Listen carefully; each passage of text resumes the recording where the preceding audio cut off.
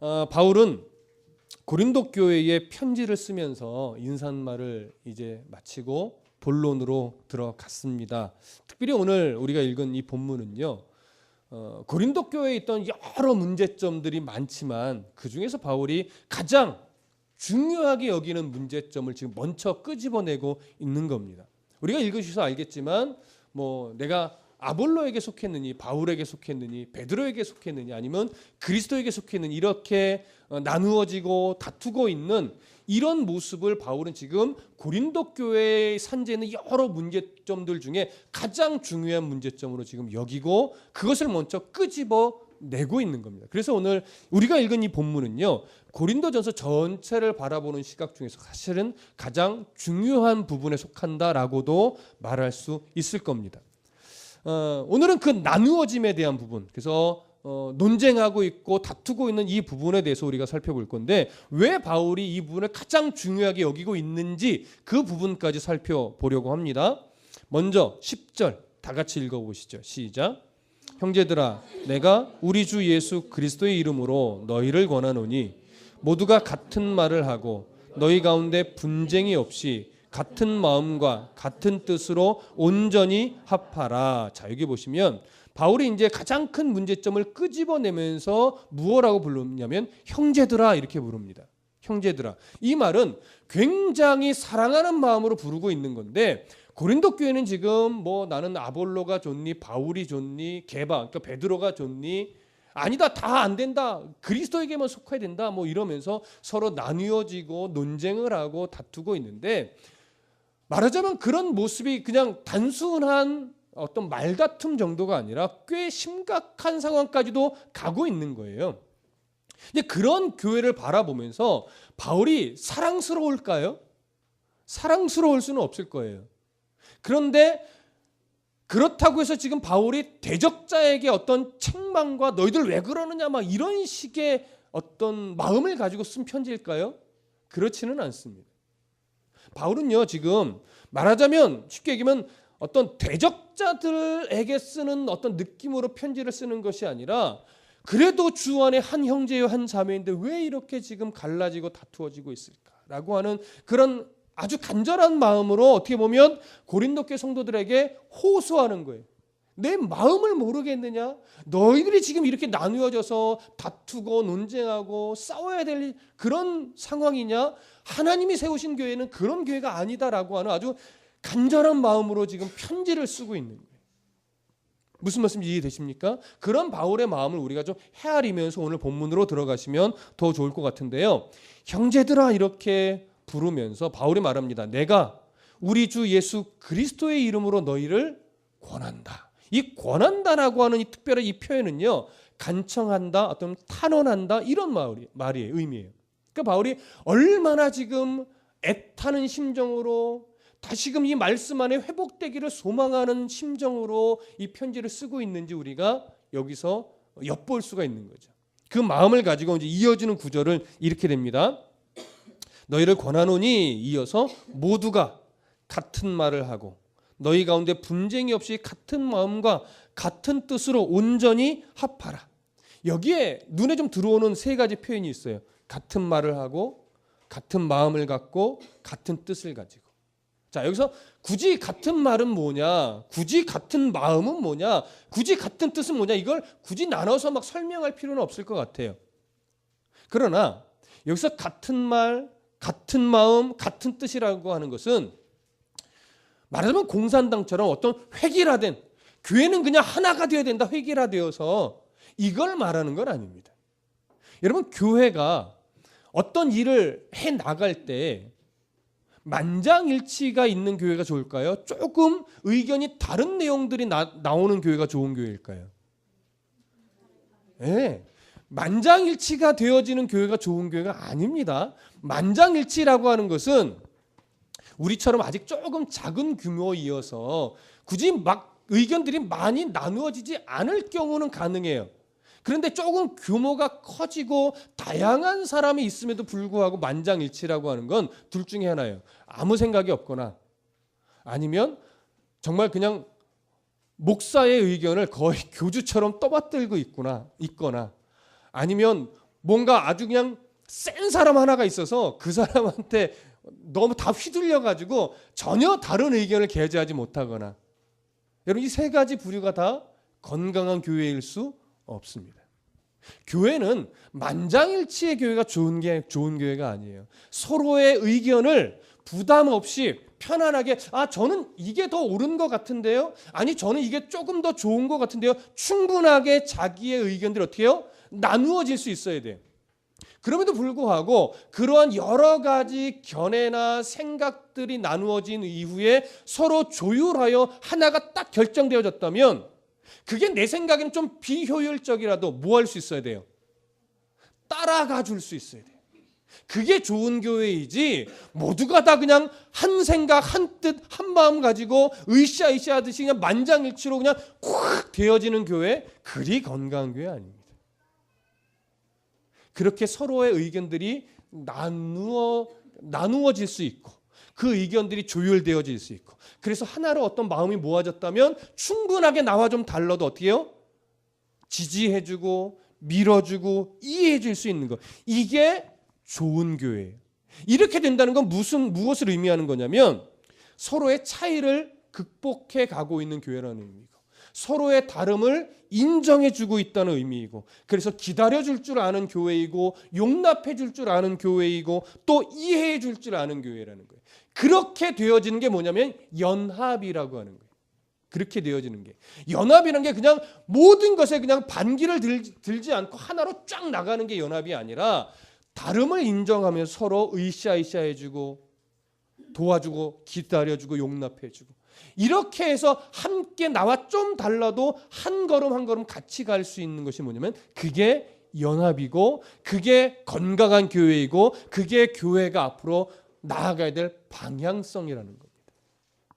바울은요, 고린도 교회가 그렇게 되기를 원했던 거예요. 근데 지금 고린도 교회는 그러한 방향성 자체가 함께 맞춰서 조율되어지면서 같이 가는 것이 아니라, 넌 나와 달라 하면서 어떻게 해요? 아예 갈라져 버린 거예요. 아예 나누어져 버린 거예요. 그러면서 아예 그 사이에서 서로 너는 틀려라고 하면서 다툼이 일어나고 있는데, 그게 때로는 꽤 심각하게도 번져가고 있는 거예요. 그게 속상한 거예요. 그게. 그래서 같은 말, 같은 마음, 같은 뜻으로 좀 함께 연합되는 교회로 나가야 됨을 지금 강조하고 있는 것이죠. 앞으로 우리 교회가, 또 우리 교회뿐만 아니라 여러 교회가 이렇게 연합되는 하나의 교회가 되었으면 좋겠습니다. 다툼이 일어난다는 건 뭐예요? 연합이 안 되는 거예요. 다름을 인정해 주지 못하는 거예요. 그러지 않았으면 좋겠습니다. 그래서 바울이 10절에 그 말을 하는 거예요. 분쟁이 없이. 그 다음에 뒤에 어떻게 해요? 온전히 합하라라고 하는 거죠. 분쟁이 없이. 여기서 우리가 좀 주목해야 될 단어는 분쟁이라고 하는 단어인데, 이 10절에서 사용하고 있는 분쟁이라는 단어는요, 헬라어로는 스키스마타라고 하는 거예요. 이 스키스마타라는 단어는 어느 쪽에 좀 가까운 단어냐면, 이렇게 나누어지는 거, 분열이라고 하죠. 분열에 가까운 단어예요. 근데 나중에 이야기하겠지만 11절에도 분쟁이라는 단어가 똑같이 나와요. 한글로는 똑같은데 헬라어로는 달라요. 여기서 말하고 있는 11절에서 말하고 있는 분쟁이라는 것은요, 다른 단어를 쓰는데 이 단어는 뭐에 가깝냐면 논쟁에 가까워요. 이게 영어 성경으로는 정확하게 좀 나눠져 있어요. 근데 한글 성경은 좀 구분을 안 해놨어요. 그래서 10절에서는 분열에 가까운 단어고, 11절은 그래서 생겨난 논쟁에 가까운 단어입니다. 그래서 그 논쟁의 부분 좀 이따 이야기를 하고, 11절에 사용된 이 분쟁, 나누어짐이라고 하는 이 단어는요, 어떤 상황에서 쓰는 표현이냐면, 어부가 이제 물고기를 잡으려고 그물을 사용하잖아요. 근데 그물을 사용하다 보면 한쪽이 어떻게 돼요? 종종 찢어지죠. 그러면 그 한쪽이 찢어진 그물은 이거 필요 없다 버립니까? 아니죠. 어떻게 해요? 그 그물을 다시 기우죠. 그래서 다시 사용한단 말이에요. 그래서 여기서 말하고 있는 분쟁, 분열은 이미 틀렸어, 이미 회복 불가능이야, 버려야 돼, 이런 차원의 분쟁이 아니라 조금만 기워내면 다시 사용할 수 있는 분쟁이에요. 그런 그물이에요. 그러니까 바울은 회복 불가능한 고린도 교회를 책망하고 지적하고 정죄하려고 쓴 것이 아니라, 그들 안에 뭔가 원인이 된 것을 찾아서 해결함으로 말미암아 다시 회복의 가능성이 있기 때문에 회복을 위해서 지금 서신을 쓰고 있다라고 하는 의미가 되는 거죠. 그래서 그런 회복 불가능한 아예 갈라짐이 아니라 회복이 가능한 현재 상태로 조금 분열되어 있다, 좀 찢어져 있다, 이런 의미예요. 그래서 그걸 회복하기 위한 의도죠. 그래서 이런 이해를 가지고 뒤에 이어지는 온전히 합하라라고 하는 단어를 보셔야 돼요. 이 온전히 합하라는 단어는 어떤 상황에서 쓰는 단어냐면, 어떤 기계로 본다면 기계를 다시 어떤 부속품들을 제 위치에 또 기름을 바르고 제 위치에 다시 잘 맞춰놔서 다시 정상적으로 기계가 돌아갈 수 있도록 만들어주는 상황에서 쓰는 단어예요. 그게 온전히 합하라예요. 아까 말씀드린 그물로 이해한다면 어떻게 해요? 어느 부분에 해당이 돼요? 찢어진 부위를 다시 기우는 이 부분에 해당하는 단어가 바로 온전히 합하라는 거 하는 거예요. 그래서 바울은 10절에서도 지금 어떠한 간절한 마음이 있는 거냐면, 너희들은 지금 아직 가능성이 있다. 너희들이 뭔가 아주 중요한 신앙상의 원칙 하나를 오해해서 지금 살짝 갈라져 있는데 그게 심각한 것처럼 보이지만 심각하지 않다. 지금 다시금 신앙의 어떤 원리를 너희들이 배우기만 한다면, 그래서 왜 우리가 갈라졌는지에 대한 이유를 분명히 안다면 다시 뭐 할 수 있다? 찢어진 부분이 기워지고 다시 하나로 합해질 수 있다. 그걸 이야기하는 겁니다. 대부분의 교회가 분열이 되고 나뉘어지고 갈라질 때요, 회복 불가능하지 않아요. 사실은 다시 말씀 안에 우리가 이걸 잘못 이해해서 이렇게 갈라진 거였구나, 이걸 알게 된다면 회복이 가능해요. 근데 그게 말씀 안에서 다시 회복이 이루어져야 되는데 말씀으로 그것이 회복이 되어지지 않아요. 왜? 말씀을 잘 안 가르치니까. 그러다 보면 결국 알력 싸움이 되고 기득권 싸움이 되고 그게 세상 법정까지 올라가지게 되고, 그러다 보니까 결국 교회가 아예 없어지거나 갈라지거나 쪼개지는 안타까운 일들이 벌어지게 되는 거죠. 그러지 않는 것이 사실은 좋습니다. 그렇게 갈라진다 하더라도 하나님이 갈라진 그곳에서 다시금 회복의 은혜를 베푸시는 하나님이시긴 하지만, 여러분 가능하면 그렇게 나쁜 모습으로 갈라지는 것보다는 좋은 모습으로 어떻게 해요? 분립하고 나누어주고 이렇게 되는 모습이 더 건강하겠죠. 다드림교회는 그랬으면 좋겠습니다.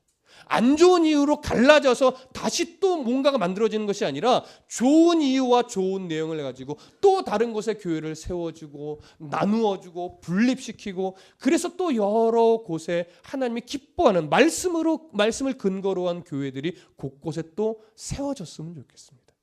이런 교회가 되도록 우리가 함께 마음을 모으고 기도로 합하고 더 말씀으로 우리가 세워지는 교회가 되기를 소원합니다. 자, 지금 말씀을 드린 것처럼 오늘 이 무슨 파로 갈라진 부분을 바울이 꺼내놓고 있는 이유는 바로 이것 때문에 그래요. 교회의 분열과 다툼이 어떤 단순한 가치관의 문제가 아니라 어떤 신앙의 원리를 오해하고 잘못 알고 있는 것에서부터 비롯됐기 때문에 이 부분이 중요한 거예요. 이 부분만 바르게 해결이 되면 사실은 다른 여러 문제들이 해결될 가능성이 많기 때문에 그렇습니다. 자, 그러면 어떤 것이 지금 이 분열의 이유이고 원인인가를 우리가 이제 찾아갈 텐데 11절을 보시죠. 11절. 함께 읽습니다. 시작.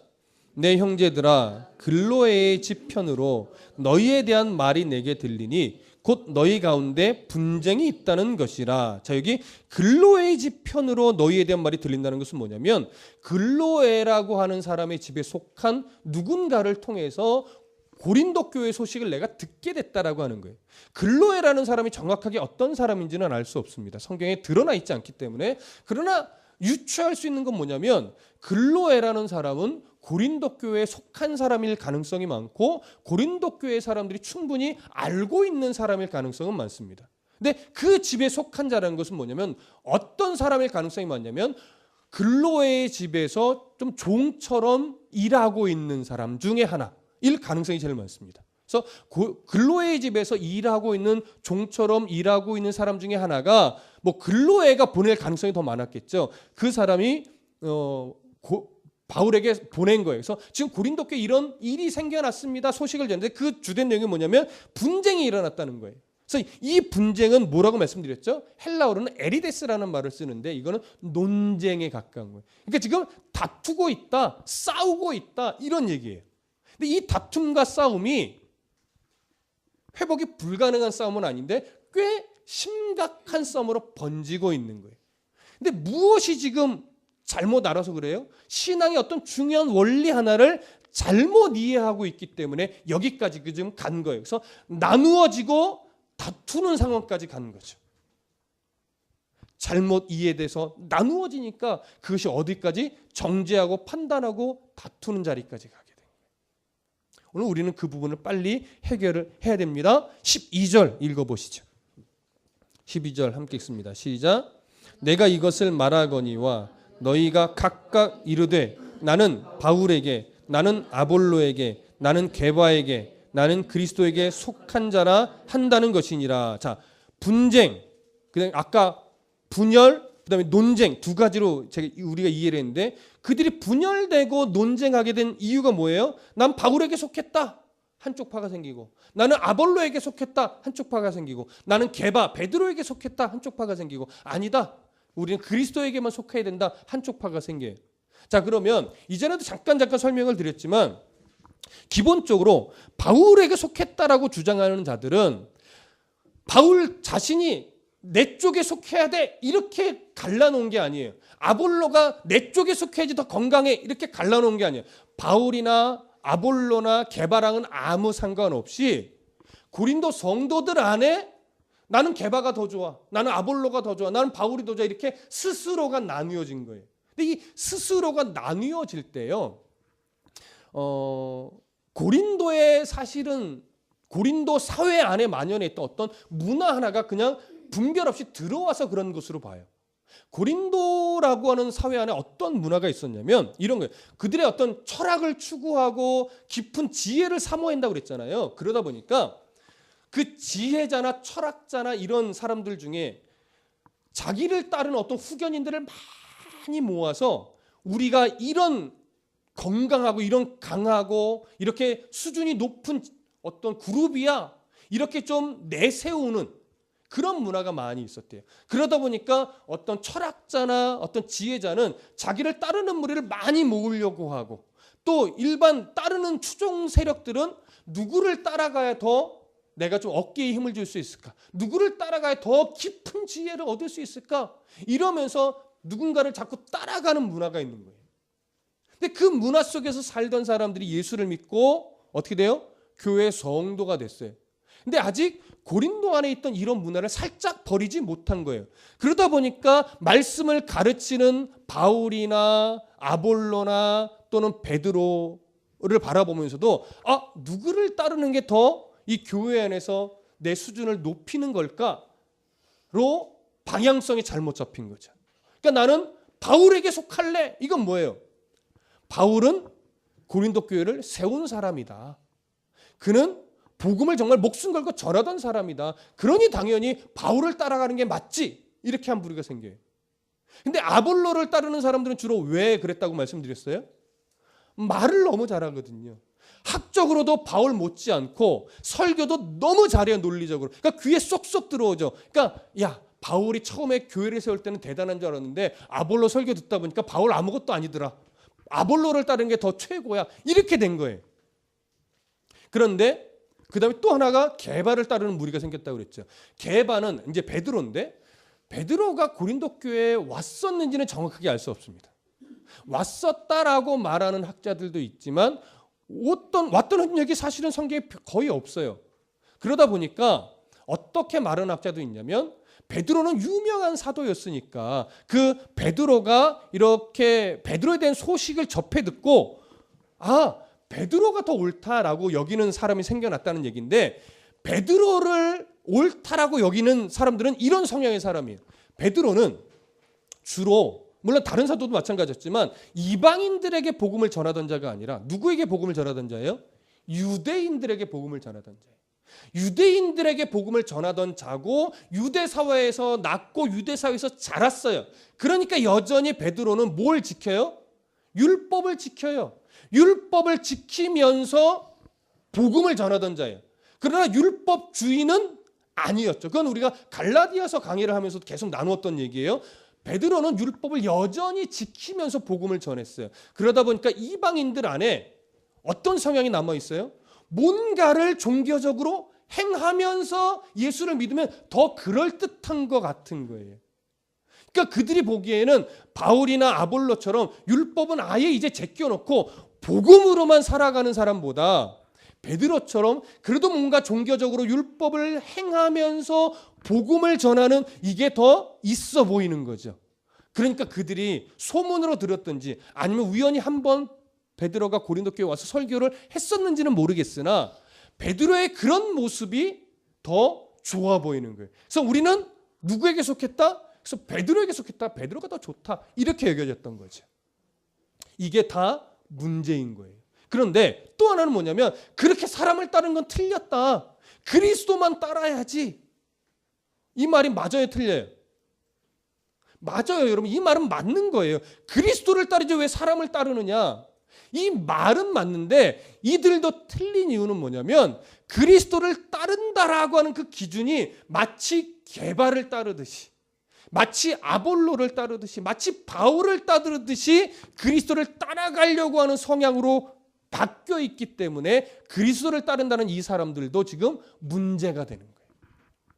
그래서 이 네 부류의 파는 파가 더 있었는지는 모르겠어요. 그러나 대표적으로 바울, 아볼로, 게바, 그리스도 이 네 파는 바울이 볼 때는 다 옳지 않은 거예요.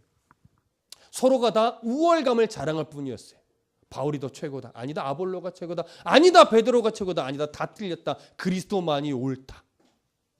서로의 약점을 공격합니다. 누구는 이래서 안 되는 거야. 아볼로는 이게 틀렸잖아. 아니야. 바울은 이게 더 틀렸잖아. 이러면서 어떻게 약점을 공격하면서 서로 논쟁으로 가게 된 거죠. 자, 그러면 이제 우리가 봐야 될 건 이러한 논쟁이 바울은 왜 심각하다고 여긴 걸까? 그렇죠? 논쟁이 있을 수 있잖아요. 근데 왜 이 논쟁을 바울이 다른 문제들보다 더 심각하게 여겼는가? 바울은 지금 이 논쟁을 13절부터 17절의 내용을 읽어보면 어떤 문제로 연결하냐면 세례라고 하는 문제로 연결하고 있어요. 자, 한번 읽어볼까요?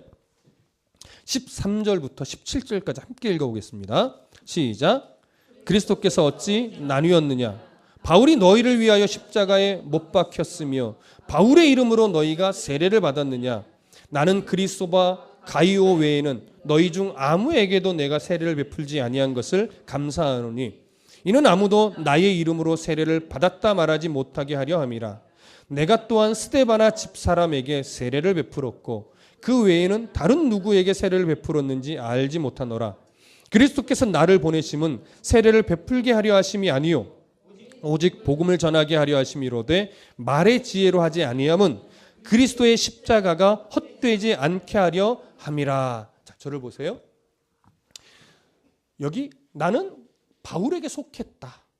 나는 아볼로에게 속했다. 나는 게바에게 속했다. 나는 그리스도에게 속했다라고 할 때 이 속했다라고 하는 표현은 물론 1차적으로는 나는 누가 더 좋아? 나는 누구의 말이 더 은혜가 돼? 이런 의미일 거예요. 그러나 그걸 조금 더 깊이 들어가면 뭐냐면 나는 누구에게 세례를 받았어?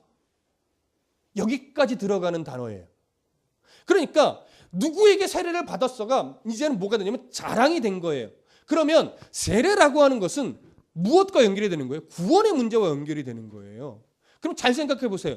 예를 들어서 이태희 목사에게 세례를 받았어. 이야, 막 어깨에 힘이 들어. 이 얘기는 뭐예요? 이태희 목사에게 세례를 받은 구원이 더 마치 큰 구원처럼. 근데 내가 별로 좋아하지 않은 목사에게 세례를 받았어. 그럼 에휴, 저 목사에게 세례를 받아서 뭐에 써먹으려고 저런 목사에게 세례를 받았어. 만약에 이런 뉘앙스가 된다면 그건 뭐예요? 그 사람에게 받은 세례는 별로 구원에 좋은 영향을 못 미치는 것처럼 되어 버리는 거예요. 그러나 잘 보세요. 누구에게 세례를 받았느냐가 중요합니까? 누구의 이름으로 세례를 받았느냐가 중요합니까? 그렇죠. 여러분, 저에게 세례를 받은 것이 별 의미 없어요. 물론 종종 저를 참 좋아해 주는 어떤 제자나 이런 제자들이 결혼해서 아이를 낳을 때 저희 아이는 목사님에게 세례를 받고 싶어요 라고 말할 때가 있어요. 그거는 어떤 관계 안에서 저를 통해서 하나님의 은혜를 세례를 받았으면 하는 거지 저이기 때문은 아니라는 거죠. 저에게 세례를 받으면 뭔가 좀 특별하고 아이가 잘 되나요? 저에게 세례를 받으면 아이가 막 영재로 자라나요? 그러지 않는다고요. 그냥 관계 안에서의 문제인 것이지. 예를 들어서 저희 교회 안에서 예를 들어 나중에 이제 지훈이가 결혼을 해서 우리 교회 성도인데 아이를 낳았어. 근데 목사님 저는요 다른 교회 목사님한테 유아 세례를 받고 싶어요라고 하면 제가 개인적으로 기분이 어떨까요? 서운하죠. 우리 교회 성도가 우리 교회 계속 나왔는데 아이를 낳았는데 저는요 저 유명한 누구 목사님한테 유아 세례 받게 하면 안 될까요? 문제는 안 돼요. 전혀. 저한테 세례 받는다고 그 아이가 정말 특출난 애가 되는 것도 아닌데 기분은 썩 좋지 않죠. 이건 관계의 문제인 것이지 저에게 세례를 받는 게 중요한 건 아니라는 거예요. 중요한 건 뭐예요? 예수 그리스도의 이름으로 성부와 성자와 성령의 이름으로 세례를 받는 그것이 가장 중요한 거예요. 그러면 예를 들어서 아볼로에게 세례를 받은 사람은 아볼로의 이름으로 세례를 받나요? 아니요. 그들도 성부와 성자와 성령의 이름으로 세례를 받아요. 바울에게 세례 받는 사람은 바울의 이름으로 세례를 받나요? 아니요. 바울에게 세례 받는 사람도 성부와 성자와 성령의 이름으로 세례를 받아요. 베드로에게도 마찬가지. 근데 지금 바울파, 아볼로파, 게바파, 그리스도파로 나누어졌다는 건 뭐예요? 오늘 이 흐름으로 본다면 나는 바울에게 세례를 받았고 나는 바울에게 가르침을 받았으니 우리가 더 온전한 구원의 백성이야. 마치 여기까지 갈 소지가 다분한 거예요. 근데 잘 들으세요. 아직 거기까지 갔다는 아니에요. 근데 거기까지 갈 소지가 다분해요. 그런데 바울에게 세례를 받고 바울에게 가르침을 받은 것이 구원의 우월감으로 작용한다면 이제 자칫 뭐가 될 수 있어요? 여러분 이단이 될 수 있는 거예요. 여러분 이태희 목사에게 세례받는 것이 막 어떤 우월감으로 작용한다면 제가 교주가 될 수 있고 그건 우리 교회도 자칫 이단으로 갈 위험성이 있는 거예요. 여러분들이 이태희라고 하는 이 하나의 목사를 그저 신학대학원 하나 졸업한 것밖에 없는 저를 존중해 주시는 이유가 뭐예요? 이태희 목사가 잘나서? 아니잖아요. 제가 말씀을 바르게 전하려고 몸부림을 치고 있으니까 그 중심이 좋아서 존중해 주면서 저를 통해서 선포된 하나님의 말씀을 하나님이 주시는 말씀으로 받으려고 애를 쓰시는 것이지 제가 잘나서 여러분들이 저를 존중해 주고 우리 다드림교회를 나오는 것 아니라는 거죠. 저는요. 아내랑도 이제 예배 전에 그런 얘기 나누는데 저는 여러분들이 다드림교회를 선택하고 오실 때 부자인 상태로 안아주셔서 너무 감사해요. 저도 사람인지 여러분들이 만약에 막 부자인 상태로 오면 저도 여러분들의 호주머니가 눈에 안 들어오겠습니까? 뭔가 교회에 아쉬움이 있으면 저기 집사님 교회 이게 좀 필요한데 그쵸 우리가 좀 기도해 봐야 되겠죠? 뭐 이러면 이건 뭐예요? 뻔히 알잖아요. 그러면서 제가 저희 교회를 이렇게 둘러봤어요. 그래서 집사람이 왜 그래? 그랬더니 우리 교회 성도들이 헌물한 게 뭐가 있나 한번 보는 중이야. 봤더니 감사하게 거의 없어요. 책상 동경제가 준 거잖아. 물론 준 건데 글쎄 뭐 헌물한 거죠. 그러나 이걸 갖고 동경제 생색을 안 내더라고. 뭐 이런 거. 생색 날 만한 헌물한 게 없어요. 그게 너무 감사해요. 왜요? 교회에 여러분들의 흔적이 너무 많이 심으면 안 되기 때문에. 그럼 신앙이 잘 안 자라요. 왜? 저거 내가 한 건데. 저것도 내가 한 건데. 그러면 교회를 하나님이 떠나게 하실 때 어떤 문제가 생겨요? 못 떠난단 말이에요. 왜? 내가 한 게 너무 많거든요. 하나님은 이제 이 성도를 다른 데 보내서 뭔가를 하게 하려고 하는데 나는 이 교회에 심어놓은 게 너무 많으니까 안 가는 거예요. 무슨 말씀인지 이해되시죠? 그리고 저를 봤어요. 우리 교회가요. 큰 교회 처음에 제가 시작할 때 돈이 막 있어가지고 뭐 건물을 산다거나 아니면 건축을 한다거나 이렇게 시작하지 않아서 너무 감사해요. 우리 교회 보증금 2천만 원이에요. 그걸 갖고 제가 이거 내 돈으로 세운 교회인데 막 생색을 내겠어요? 그럴 거리도 안 되죠. 나중에 우리 교회가 공간이 넓혀지고 확장이 되고 건물을 사게 될 수 있을지 그건 잘 모르겠으나 그런 상황이 됐을 때 그게 제 교회라고 막 어깨 디밀 만한 소지가 되겠나요? 안 되죠. 왜? 저희 교회 시작은요 진짜 없는 가운데 했어요. 그래서 여러분들의 헌금과 여러분들의 애씀으로 세워져 가고 있는 거예요. 제 교회가 아니거든요. 그러니까 제가 이 교회에 뭔가 권리를 주장할 만한 거리가 별로 없어요. 그래서 또 감사해요. 그러니까 누구만 드러나야 돼요? 하나님만, 예수 그리스도만 드러나야 되는 거예요. 여러분들과의 관계 속에서도 마찬가지고 저와 여러분의 관계 속에서도 마찬가지고 이 교회를 섬겨가는 여러분들의 시각 속에서도 내가 뭐 했는데가 아니라 하나님이 성도를 보내시고 하나님이 그 성도를 통해서 이 교회를 하나님의 뜻 안에서 세워가고 계시는구나, 이걸 볼 수 있어야 돼요. 근데 이 파가 나눠진다는 건 뭐냐면 그게 깨지는 거예요. 하나님이 세우시는 교회, 하나님의 말씀 안에 연합하는 교회, 예수의 이름으로 세례를 받은 자들이 모여서 서로를 이해하며 서로를 섬겨주며 이렇게 세워져가는 교회가 아니라 그룹이 나눠서 우리가 더 우월에 이렇게 되는 거죠. 여러분, 한 교회 안에 모든 성도들이 똑같이 친할 수는 없습니다. 그건 인정하셔야 돼요. 왜? 성향도 다르고 또 오래 만난 정도도 다르고 또 자주 만나는 정도가 달라요. 자주 만나는 사람이 친한 건 당연하지요. 여러분, 목회자와 성도도 마찬가지예요. 저랑 자주 만나는 사람이 더 친할 수밖에 없어요. 조금 더 밥을 자주 먹고 조금 더 성경 갖고 이야기를 하고 이런 사람들이 더 친할 수밖에 없어요. 근데 그것은 친한 것과 그 사람과 더 친밀하고 더 가까워서 나랑 덜 친한 사람은 제가 미워하고 좀 소외시키고 이런 문제는 아니라는 거예요. 근데 우리는 자꾸 이게 왜곡되니까 조금 덜 친하면 소외되는 것처럼 여길 수 있어요. 그런 문제는 아니죠. 그러니까 우리가 서로 무슨 노력을 해요? 나랑 조금 덜 친한 사람과도 주일에 오면 조금 더 그분과 친해지려고 애쓰는 노력을 하는 것이지, 그게 이 교회는요 저 그룹은 내가 들어갈 수가 없어 이런 식이 돼버리면 안 된다는 거예요. 근데 제가 감사한 것은 지금 그런 애씀들이 곳곳에 있어요. 조금 더 서로가 함께 친하려고, 같이 이야기 나누려고. 근데 그게 잘 안 될 때도 있어요. 그렇죠? 그런 건 우리가 성숙함으로 뭐 해야 돼? 서로 이해해야 되는 거예요. 그러면 오늘 바울이 말하고 있는 그리스도 안에 하나가 같은 말, 같은 뜻, 같은 마음을 품는 교회가 되는 거예요.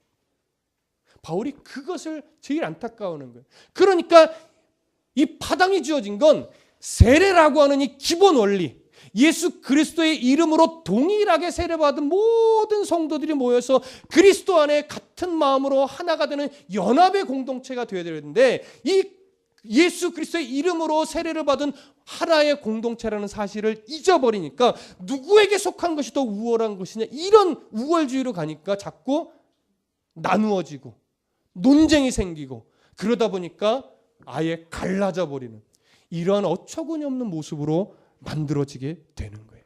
여러분, 로마서 6장으로 한번 가보실까요? 신약성경 로마서 6장 3절부터 5절까지. 로마서 6장 3절부터 5절 찾으신 분들 함께 읽겠습니다. 로마서 6장 3절부터 5절 시작. 무릇 그리스도 예수와 합하여 세례를 받은 우리는 그의 죽으심과 합하여 세례를 받은 줄을 알지 못하느냐. 그러므로 우리가 그의 죽으심과 합하여 세례를 받음으로 그와 함께 장사되었나니 이는 아버지의 영광으로 말미암아 그리스도를 죽은 자 가운데서 살리심과 같이 우리로 또한 새 생명 가운데서 행하게 하려 함이라. 만일 우리가 그의 죽으심과 같은 모양으로 연합한 자가 되었으면 또한 그의 부활과 같은 모양으로 연합한 자도 되리라. 여기도 정확하게 말하고 있죠. 예수 그리스도의 죽으심과 합하여 세례를 받은 우리예요. 우리는 모두 다 그래서 새 생명 가운데 행해야 되는 자예요. 그래서 5절에 보면 만일 우리가 그의 죽으심과 같은 모양으로 연합한 자가 되었으면 또한 그의 부활과 같은 모양으로 연합한 자가 되리라. 약간의 의역일 수는 있으나 여러분 모두가 다 예수 그리스도의 이름으로 세례를 받은 자입니다. 그렇기 때문에 우리는 모두가 다 예수 그리스도의 이름으로 세례를 받은 자로서 함께 연합해야 됩니다. 같은 마음을 품고 같은 말을 하고 같은 생각을 하고 획일화를 이야기하는 것이 아니라 조화를 말하는 겁니다. 서로 다름을 인정해 줄 수 있고 조금 더 신앙이 연약한 사람을 기다려 줄 줄 아는 그렇게 교제가 되는 조화가 있는 교회, 그렇게 되어야만 한다는 것이죠. 자, 에베소서 한 번만 더 볼까요? 에베소서 4장으로 가보겠습니다. 빌립보서 앞에 에베소서 4장 1절부터 6절까지, 에베소서 4장 1절부터 6절 찾으신 분들 함께 읽습니다. 시작. 그러므로 주 안에서 갇힌 내가 너희를 권하노니 너희가 부르심을 받은 일에 합당하게 행하여 모든 겸손과 온유로 하고 오래 참음으로 사랑 가운데서 서로 용납하고 평안에 매는 줄로 성령이 하나 되게 하신 것을 힘써 지키라. 몸이 하나요 성령도 한 분이시니 이와 같이 너희가 부르심의 한 소망 안에서 부르심을 받았느니라. 주도 한 분이시요 믿음도 하나요 세례도 하나요 하나님도 한 분이시니 곧 만유의 아버지시라. 만유 위에 계시고 만유를 통일하시고 만유 가운데 계시도다. 아멘. 2절과 3절 모든 겸손과 온유로 하고 오래 참음으로 사랑 가운데 서로 용납하고 평안에 매는 줄로 성령이 하나 되게 하신 것을 힘써 지키라. 왜냐하면 우리는 다 예수 그리스도의 이름으로 세례를 받고 예수 그리스도의 부르심을 받은 동일한 지체이고 가족이기 때문에 그렇습니다. 그래서 교회를 이간질하는 가장 나쁜 것이 뭐냐? 바로 우월주의입니다. 우월주의. 서로의 다름을 인정하지 못하는 이기주의입니다. 우리 그런 것들을 잘 이겨내시고 바울이 생각하는 이 심각한 문제는 오늘날 교회도 똑같이 작용한다는 사실을 꼭 기억하셔서 우리 안에 우월주의나 이기심이 혹여나 생길 때는 이 말씀 기억하여 빨리 잘라내셔야 돼요. 그래서 서로를 이해하고 인정해주고 서로의 어떤 의견들을 충분히 들어줄 줄 알고 뭔가 조율이 되어 결정된 사항에 대해서는 함께 힘을 모아줄 수 있는 그런 은혜의 성도들 또 우리 교회가 되기를 소망합니다. 기도하겠습니다.